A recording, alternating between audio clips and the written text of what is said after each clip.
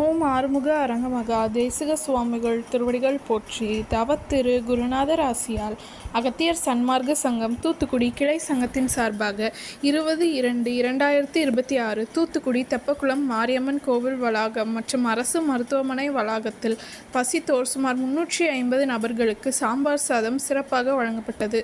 வழங்கியவர்கள் தூத்துக்குடி அகத்திய சன்மார்க்க சங்க அன்பர்கள். அன்னதானத்திற்கு பொருளுதவி செய்தவர்களும் தொண்டு செய்தவர்களும் அவர்கள் குடும்பத்தாரும் எல்லா வளமும் பெற்று சிறப்புடன் வாழ வேண்டுகிறோம்.